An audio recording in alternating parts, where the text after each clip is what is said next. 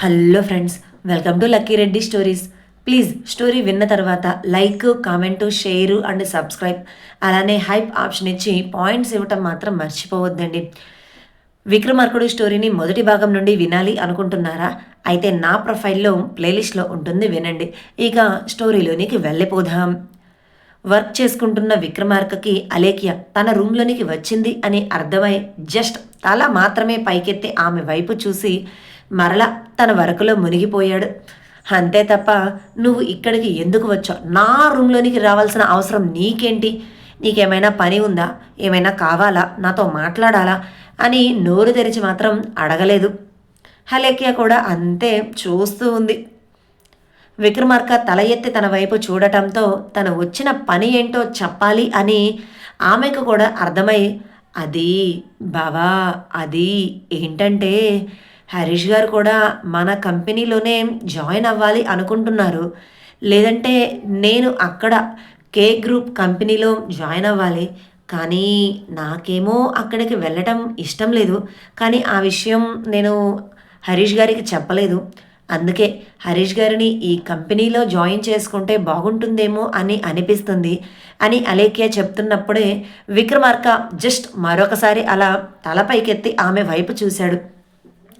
ఆ చూపులో అర్థాన్ని ఎన్ని రకాలుగా ఊహించుకుందో అలేఖ్య. అంటే బావా, అది నా భర్త కాబట్టి డైరెక్ట్గా జాబ్ ఇచ్చేయమని నేను అడగటం లేదు. ఇంటర్వ్యూ చేసి హరీష్ గారికి క్వాలిఫికేషన్కి తగ్గట్టుగానే మీరు ఇక్కడే జాబ్ ఇస్తే బాగుంటుంది అనుకుంటున్నాను. ప్లీజ్ బావా అని హిరణ్య అడగటంతో ఒక నిమిషం ఆలోచించిన విక్రమార్క ఓకే చూద్దాం అని వర్క్ చేసుకుంటూనే అన్నాడు. కానీ ఈసారి తల ఎత్తి ఆమె వైపు చూడలేదు. థ్యాంక్ యూ బావా, థ్యాంక్ యూ సో మచ్ అని విక్రమార్క దగ్గరగా వచ్చి చెప్తున్నది కూడా విక్రమార్క తల ఎత్తి కోపంగా చూడటంతో భయపడి ఒక అడుగు వెనక్కి వేసి, ఎందుకు బావా ఎప్పుడు ఇలా కోపంగా చూస్తూ ఉంటావు, కొంచెం నవ్వుతూ ఉండొచ్చు కదా, నవ్వితే బాగుంటావు, అక్క నీకెప్పుడు చెప్పలేదా అని విక్రమార్కతో చెప్పేసి మరలా ఎక్కడ తనని కొడతాడు తిడతాడు అనే భయంతో తుర్రున పారిపోయింది అలేఖ్య.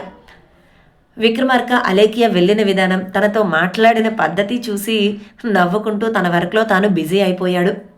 ఈవినింగ్ చారి ఇంటికి వెళ్ళేటప్పుడు తన క్యాబిన్లోనికి పిలిచి, రేపు హరీష్కి మన కంపెనీలో జాయిన్ అవ్వటానికి ఆఫర్ లెటర్ ప్రిపేర్ చేసి అతడి మెయిల్కి పంపించు, ఆ తర్వాత ఇక నువ్వు ఇంటికి వెళ్ళిపోవచ్చు అని అన్నాడు విక్రమార్క. ఓకే సార్ అని అంటూ మెయిల్ ఐడి అలేఖ్యను అడిగితే సరిపోతుంది అని హరీష్ మెయిల్ ఐడి తెలుసుకొని విక్రమార్క వరల్డ్లో హరీష్కి జాబు వచ్చినట్లుగా అతడికి ఆఫర్ లెటర్ పంపించాడు చారి. ఆ తర్వాత పావనితో కలిసి చారి ఇంటికి వెళ్ళిపోయాడు. ఆఫీస్ వర్కింగ్ టైం అయిపోయిన తర్వాత సిరి ల్యాప్టాప్ ఫైల్స్ అన్నీ క్లోజ్ చేసేసి స్పీడ్గా వెళ్ళిపోతుంటే, ఎక్కడికి అంత స్పీడ్గా వెళ్తున్నావు, ఏమైంది అని సిరి వెళ్తున్న స్పీడ్ని చూసి అడిగింది హిరణ్య. అంటే అది హిరణ్య, ఆఫీస్ టైం అయిపోయింది కదా, కౌటిల్య గారి దగ్గరికి వెళ్తున్నాను అని తల వెనక చేతిని పెట్టుకొని చిన్నగా నవ్వుతూ చెప్పింది. సిరి మనసులో ఉన్న ఫీలింగ్స్ ఏంటో అర్థం చేసుకున్న హిరణ్య నవ్వుకుంటూ ఓకే ఓకే ఎంజాయ్ అని హిరణ్య బయటికి వచ్చింది. ఈ రోజేంటి విక్రమార్క గారు కనిపించటం లేదు అని విక్రమార్కకి ఫోన్ చేస్తే, నాకు వర్క్ ఉంది, నువ్వు సూర్యాని తీసుకుని ఇంటికి వెళ్ళిపో అని చెప్పాడు. అని ఒక్క నిట్టూర్పు విడిచి, ఈ సిరి పనే బాగుంది, ఇద్దరూ ఒకే ఆఫీస్ అవటంతో టైం అయిపోయిన వెంటనే లోపలికి వెళ్ళి, ఈ సిరి పనే బాగుంది, ఇద్దరు ఒకే ఆఫీస్ అవ్వటంతో టైం అయిపోయిన వెంటనే ఈ సిరి ఏమో కౌటిల్య దగ్గరకు వెళ్ళి సరదాగా మాట్లాడుకోవటానికి టైం దొరుకుతుంది, నాకేమో అలాంటి ఛాన్సే లేదు, నా భర్త ఇక్కడికి వచ్చి నన్ను తీసుకొని వెళ్ళినా ఆ తర్వాత వర్క్ ఉంది అని ఇంట్లోనే సిస్టమ్ ముందు కూర్చుంటాడు, లేదంటే ఆఫీస్కి వెళ్ళిపోతాడు, నా జీవితం ఇక ఇంతేనేమో అని అనుకుంటూ సూర్య దగ్గరకు వెళ్ళిపోయి సూర్యాని తీసుకుని ఇంటికి వెళ్ళిపోయింది హిరణ్య. నైట్ డిన్నర్ చేసే టైంలో అందరూ కూడా డైనింగ్ టేబుల్ దగ్గర ఉన్నారు. కానీ విక్రమార్క ఒక్కడూ లేడు. అది ఎప్పుడూ జరిగేదే. అది అందరికీ అలవాటే. కానీ అఖిలకి ఆ ఇంట్లో తను కొత్త కావటంతో విక్రమార్క లేడు అని తనకి కొంచెం హ్యాపీగానే ఫీల్ అయ్యింది. అతను చూస్తే భయపడాల్సి వస్తుంది అని. కానీ ఎందుకు లేడు? నేను వచ్చి ఇప్పటికీ 2 రోజులు దాటిపోయింది. ఒక్కసారి కూడా అందరితో కలిసి భోజనం చేయలేదు. ఇలా డైనింగ్ టేబుల్ దగ్గర నేను చూడలేదు అని అనుకుంటూనే ఆదిత్యని అదే విషయం అడిగింది. అన్నయ్యకి ఇలా అందరితో కలవటం అస్సలు ఇష్టం ఉండదు. తన రూమ్లోనే తింటాడు. అంతకు మించి వదిన చేసిన ఫుడ్ మాత్రమే తింటాడు. తప్పనిసరి పరిస్థితుల్లో మాత్రమే రాజు చేసిన ఫుడ్ తింటాడు. పెళ్ళికి ముందు ఎలా ఉన్నా పెళ్ళి అయిన తర్వాత మాత్రం అన్నయ్యకు వదినే లోకం అని నవ్వుతూ చెప్పాడు. అవునా, భలే ఇంట్రెస్టింగ్గా ఉందే మీ అన్నయ్య క్యారెక్టర్. వినాలనిపిస్తుంది, కానీ చూస్తే మాత్రం భయం వేస్తుంది. ఏంటో డిఫరెంట్ క్యారెక్టర్సే అని కళ్ళు టపటపా కొడుతూ చెప్పింది అలేఖ్య. ఆదిత్య గుర్రుగా చూడటంతో, అంటే మనసులో ఉన్న ఫీలింగ్స్ బయటకు తన్నుకొని వచ్చేసింది అన్నమాట. ఆపుకోలేకపోయాను, చెప్పేశాను అని పల్లిగిలిస్తూ చెప్పి, ఇంకా ఏమైనా ఆదిత్య అంటాడు ఏమో అని తలదించుకొని సైలెంట్గా ఫుడ్ తిన్నది అఖిల. అఖిలకి కలిగిన ఫీలింగ్ హిరణ్యకి కూడా కలిగింది. కాకపోతే కొంచెం డిఫరెంట్గా.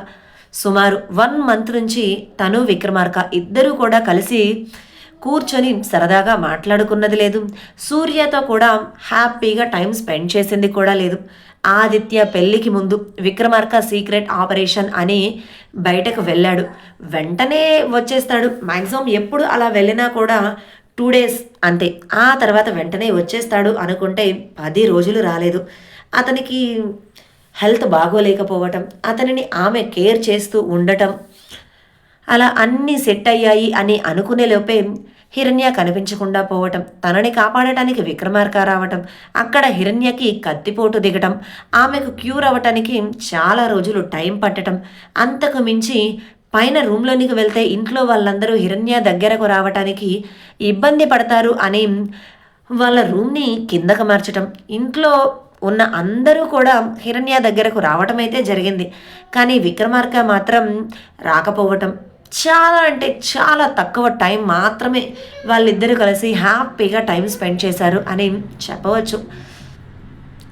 అంతకు మించి చాలా రోజులు తనకి హెల్త్ బాగోలేక విక్రమార్క తనని చూసుకోవటానికి అనే ఇంటికి వస్తూ ఉండటంతో ఆఫీస్లో వర్క్ డిలే అయ్యింది.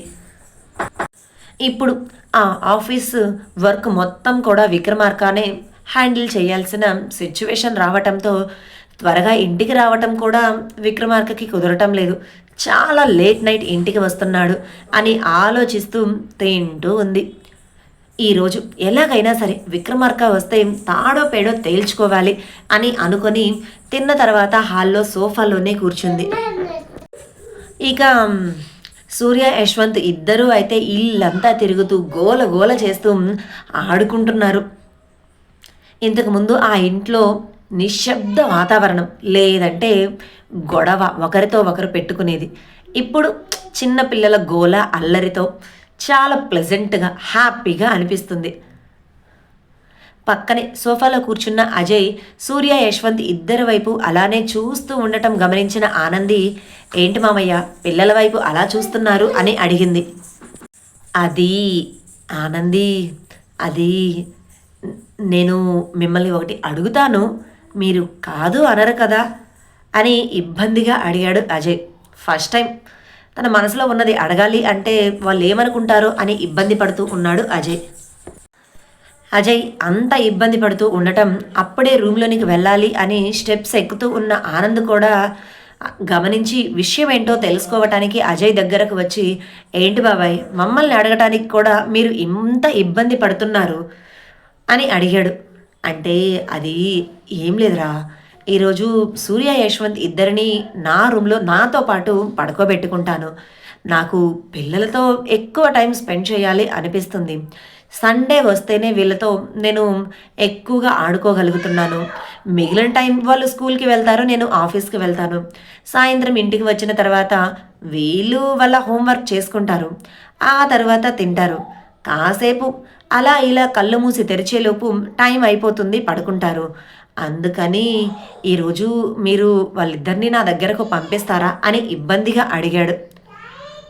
మీ దగ్గరకా అని ఆనంది ఇద్దరూ కూడా ఒకరి ముఖాలు ఒకరు చూసుకొని, ఫస్ట్ వద్దు, మేమే ఇప్పుడు మారిపోయి యశ్వంత్తో క్వాలిటీ టైం స్పెండ్ చేస్తున్నాం, అలాంటిది యశ్వంత్ని మీ దగ్గరకు పంపించి వద్దులే అని చెప్పాలి అనుకొని కూడా అజయ్ అడిగింది కూడా ఒక్కసారే కదా, వద్దు అని చెప్తే బాగోదు అని మనసులో అనుకొని, సరే బాబాయ్ నీ దగ్గరే పడుకోబెట్టుకో, నువ్వు అంతగా అడుగుతుంటే కాదు అని ఎందుకు అంటాం అని చెప్పి యశ్వంత్ సూర్య అని ఇద్దరిని కూడా వాళ్ళ దగ్గరకు పిలిచి, ఈరోజు మీరు తాతయ్య దగ్గర పడుకుంటారా అని అడిగాడు. ఇద్దరు కూడా తాతయ్య దగ్గర పడుకుంటాం అని గోల చేస్తూ అజయ్ పక్కన కూర్చున్నారు. వాళ్ళకు కూడా అజయ్తో పడుకోవటం ఆడుకోవటం హ్యాపీనే, అందుకే ఓకే చెప్పేశారు. అవునా, థ్యాంక్ యూ రా, పదండి మన రూమ్కి వెళ్ళి హ్యాపీగా మనం స్టోరీస్ చెప్పుకుంటూ నిద్రపోదాం అని వాళ్ళిద్దరినీ తీసుకొని అజయ్ రూమ్లోనికి వెళ్ళిపోయాడు.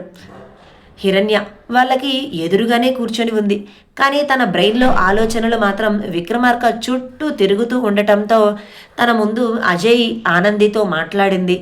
ఆ తర్వాత అజయ్ పిల్లల్ని తీసుకుని రూమ్లోనికి వెళ్ళిన సంగతి కూడా తను గమనించలేదు. అలా 10 నిమిషాల తర్వాత హిరణ్య లేచి సూర్య అని చుట్టూ చూసి పిలుస్తుంటే ఆనంది నవ్వుతూ, ఇంకా ఎక్కడ సూర్య, మామయ్య దగ్గరకు వెళ్ళిపోయారు పడుకోవటానికి, ఈరోజు పిల్లలిద్దరూ కూడా అక్కడే పడుకుంటారంట అని జరిగింది చెప్పింది ఆనంది. అవునా, సర్లే మామయ్య కూడా పిల్లలతో టైం స్పెండ్ చేయాలి అనుకుంటున్నారేమో, కాదు అని చెప్పటం ఎందుకులే అని అనుకొని తను ఇక రూమ్లోనికి వెళ్ళిపోయింది. 11 గంటలకి ఇంటికి వచ్చిన విక్రమార్కకి బెడ్ మీద మధ్యలో కూర్చొని ఉన్న హిరణ్య తన వైపే కోపంగా చూస్తూ కనిపించింది.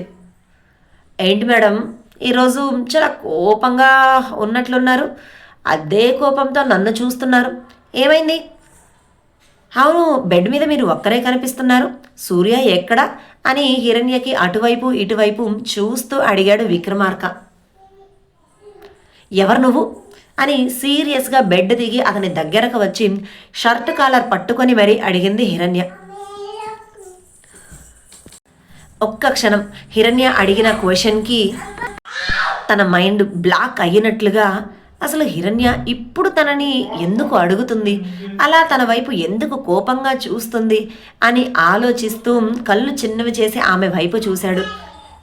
ఏంటి అడుగుతుంటే సమాధానం చెప్పకుండా అలా నా వైపు చూస్తున్నావు, ఎవరు నువ్వు అని అతన్ని అలానే పట్టుకొని గోడకు ఆనించి మెడ మీద తన ఎడమ చేతిని పెట్టి కన్ను ఎగరేస్తూ, చెప్పు ఎవరు నువ్వు అని మరొకసారి అడిగింది. కొత్తగా బిహేవ్ చేస్తున్న ఆమె బిహేవియర్కి నవ్వుకుంటూ, నేనా, ఎవరు అనేది ఇప్పుడు నీకు చెప్పాలా లేకపోతే వివరించమంటారా అని అల్లరిగా అంటూ ఆమె నడుము చుట్టూ చేతిని వేసి, ఇదిగో ఈ పెంకి పెళ్ళానికి అల్లరి మొగుడిని అని ఆమె ముక్కు పట్టుకొని లాగుతూ చెప్పాడు విక్రమార్క. ఇప్పుడు గుర్తొచ్చిందా నీకు ఈ పెంకి పెళ్ళాం? టైం చూసారా అసలు ఎంత అయ్యిందో? 11 దాటింది. ఇప్పుడా మీరు ఇంటికి వచ్చేది? అయినా త్వరగా ఇంటికి వచ్చినా నువ్వు ఇక్కడ చేసేదేముందిలే, అదిగో ఆ బాల్కనీలోనికి వెళ్తాం, ఇదిగో ఈ బ్యాగులో ఉన్న ల్యాప్టాప్ తీస్తాం, అక్కడ ఉన్న టేబుల్ మీద పెడతాం, ఇక ఏముంది వర్క్ చేసుకుంటూ కూర్చుంటాం, అంతేకాని పక్కన నువ్వు తాళి కట్టిన పెళ్ళాముంది అని అస్సలు గుర్తించవేంటయ్యా బాబు. నువ్వు నాతో మంచిగా 1 గంట టైం స్పెండ్ చేసి ఎన్ని రోజులవుతుంది నీకు గుర్తుందా చెప్పు? అప్పుడెప్పుడో మీ తమ్ముడు పెళ్ళికి ముందు, అంటే నువ్వు ఆపరేషన్కి వెళ్ళక ముందు మనిద్దరం సరదాగా కలిసి మాట్లాడుకున్నాం, టైం స్పెండ్ చేసాం. కానీ ఆ తర్వాత ఏవేవో జరిగిపోయాయి. నువ్వు మాత్రం నన్ను మర్చిపోయి ఆఫీస్ వర్క్ మాత్రం బాగా గుర్తుపెట్టుకొని ఆ ఆఫీస్తోనే సంసారం చేస్తున్నావు కదా అని సీరియస్గా కళ్ళురిమి చూస్తూ అడిగింది హిరణ్య. అమ్మో, మా మేడం ఈరోజు చాలా సీరియస్గా ఉన్నారే అయితే క్వాలిటీ టైం స్పెండ్ చేయాల్సిందే. అంతకు మించి సంసారం, కాపురం కూడా చెయ్యాల్సిందేలే అని ఆమె నుదుటి మీద నుండి వేలితో ముక్కు వరకు రాస్తూ అన్నాడు విక్రమార్క. హాహా చేస్తావులే, ఇలాంటి మాటలు ఎన్నైనా చెప్తావు అంటూ అతడి నుంచి దూరం జరిగి, నీకు నా మీద ప్రేమ తగ్గిపోయింది. అదే పెళ్ళైన కొత్తలో ఎప్పుడు నవ్వుతూ సరదాగా నాతో మాట్లాడేవాడివి. కానీ ఇప్పుడు చూడు, నేను నీ దగ్గరికి వచ్చి అడిగినా కూడా పట్టించుకోవటం లేదు. ఎప్పుడు వర్క్ అంటున్నావు. ఆ ఫేస్ చూసావా? ఎప్పుడు పండు మిర్చి తిన్న కోతిలాగా ఊ అని పెట్టుకొని కోపంగా చూస్తూ ఉంటాం. కాస్త నవ్వొచ్చు కదా. ఎవరైనా ఏదైనా చేస్తే చాలు పనిష్మెంట్లు ఇవ్వటం మాత్రం బాగా తెలుసు. కానీ నా దగ్గరకు వచ్చి ప్రేమగా మాట్లాడటం మాత్రం అయ్యగారికి తెలియదు. అంతే, నా మీద నీకు ప్రేమ తగ్గిపోయిందిలే. నువ్వు ఆ రోజు అలా చేసావు, ఈరోజు ఇలా చేసావు, నన్ను పట్టించుకోవటం లేదు అంటూ హిరణ్య ఆపకుండా విక్రమార్కని అంటూనే ఉంది. కానీ విక్రమార్క ఆమె అలా మొదలుపెట్టినప్పుడే తను నవ్వుకుంటూ ఆమెను వదిలిపెట్టి వాష్రూమ్లోనికి వెళ్ళి ఫ్రెష్ అయ్యి బయటికి కూడా వచ్చాడు. అప్పటికి కూడా హిరణ్య మాటలు కాదు, మాటల లాంటి తోటాలు వదులుతూనే ఉంది, ఆగలేదు, కంటిన్యూ అవుతూనే ఉన్నాయి. మా మేడం ఈరోజు బాగా ఫ్రస్ట్రేషన్లో ఉన్నట్టుంది, అందుకే ఆ ఫ్రస్ట్రేషన్ ఒక్కసారిగా బయటకు కక్కేస్తుంది అని అనుకుంటూ తన చేతిలో ఉన్న టవల్ ఆమె నడుము చుట్టూ వేసి దగ్గరకు లాక్కొని ఆమె పెదవులు అందుకున్నాడు. ఇక ఆమెకు మాట్లాడటానికి ఛాన్స్ కూడా ఇవ్వకూడదు అనుకున్నాడు. ఒకవేళ ఛాన్స్ ఇస్తే ఇక ఆపదు అనే భయంతో ఏం చేస్తున్నావు అని కళ్ళు పెద్దవి చేసి ఆమె అంటున్నా కూడా విక్రమార్క ఆమె మాటలని పట్టించుకోకుండా తన ముద్దుని కొనసాగించేశాడు. ఫస్ట్ అతడి నుంచి దూరం జరగాలి అని గింజుకున్నా కూడా ఆ తర్వాత అతడికి సహకరించింది. అతడి ప్రేమలో ముద్దు మాయలో పడిపోయింది. అలా ఇద్దరు కూడా 5 నిమిషాలు ఒకరి ప్రేమను ఒకరికి తెలియజేసే విధంగా ఇష్టంగా ప్రేమతో ముద్దు పెట్టుకొని అప్పుడు ఇద్దరు దూరం జరిగారు. అప్పుడు హిరణ్య అతడి వైపు చూడలేక ఇంతకు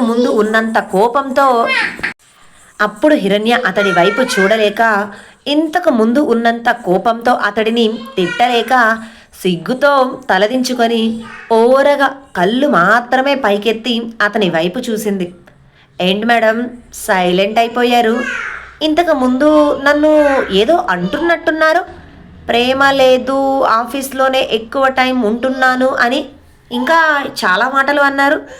ఏంటి ఇప్పుడు అనటానికి నోరు రావటం లేదా అని అల్లరిగా అన్నాడు విక్రమార్క. అవును కదా, మర్చిపోయాను, నేను నిన్ను తిడుతున్నాను కదా అంటూ మరలా హిరణ్య కంటిన్యూ చేస్తుంటే ఈసారి కూడా ఆమెను అలానే దగ్గరకు లాక్కొని నడుం మీద చేతులతో నాట్యం చేయిస్తూ పెదవులు అందుకున్నాడు. ఆమె అతడిని తిట్టాలి అనాలి అనుకున్న మాటలు అన్నీ కూడా మర్చిపోయింది. తన బ్రెయిన్లో నుంచి ఎగిరిపోయాయి. ఇప్పుడు అతడి ప్రేమ మాత్రమే తన కళ్ళ ముందు కనిపిస్తూ ఉండటంతో అతడి చుట్టూ 2 చేతులు వేసి గట్టిగా హత్తుకుంది. అతడి మీద ఉన్న కోపం ఐస్ గడ్డలా కరిగిపోయింది. మరొక 5 నిమిషాలు అలానే ఆమెకు ముద్దు పెట్టి ఆమెను వదిలిపెట్టి ఇప్పుడు చెప్పండి, ఏంటి ఏదో చెప్తున్నారు అని విక్రమార్క అడగటంతో హిరణ్య చెప్పాలి అనుకున్నది కూడా నడుం మీద 2 చేతులు పెట్టుకుని కోపంగా అతడి వైపు చూస్తూ, నేను చెప్పను పో, నేను చెప్తుంటే నువ్వు ఏదేదో చేస్తున్నావు పో, నేను నీ మీద అలిగాను అని ఫేస్ పక్కకు తిప్పుకుంది. విక్రమార్క గట్టిగా నవ్వుతూ ఆమె చేతిని పట్టుకొని రౌండ్గా తిప్పి వెనక నుండి పట్టుకొని ఆమె బుగ్గ మీద సౌండ్ వచ్చే విధంగా ముద్దు పెట్టి, మేడం ఇప్పుడు అసలు విషయం ఏంటో చెప్పండి, నా మీద మీకు కోపం ఎందుకు వచ్చింది? నిజంగానే నేను వర్క్ చేసుకుంటున్నాను, మిమ్మల్ని పట్టించుకోవటం లేదు అని మీ మనసుకి అనిపిస్తుందంటారా? లేదంటే కావాలి అని నా మీద కోపాన్ని తెచ్చుకొని ప్రదర్శిస్తున్నారా అని ఆమె చేతి వేళ్లతో ఆడుకుంటూ అడిగాడు విక్రమార్క. అంటే నిజంగా కోపం అనిపించలేదు, కానీ కొంచెం అనిపించింది అని చేత్తో చూపిస్తూ, అంటే చాలా రోజుల నుంచి నువ్వు నాతో చేసే చిలిపి పనులు, అల్లరి మాటలు అన్నీ కూడా మిస్ అయిపోయాను కదా, అందుకని అలా అనిపించింది అని కొంచెం సిగ్గు నవ్వు కలగలిసి అతడి వైపు చూస్తూ ఆ విషయం చెప్పలేక తలదించుకొని చెప్పింది. ఏంటి మేడం, మీరు చెప్పేది నిజమా? ఇలాంటిది నేను ఎప్పుడూ చూడలేదే, మీరు బయటికి కూడా ఎక్స్‌ప్రెస్ చెయ్యలేదే అని అంటూ ఆమెను సోఫాలో కూర్చోబెట్టి ఆమె ఒడిలో తల పెట్టుకొని పడుకొని ఆమెతో అడిగాడు. ఇదండి ఇవాల్టి స్టోరీ.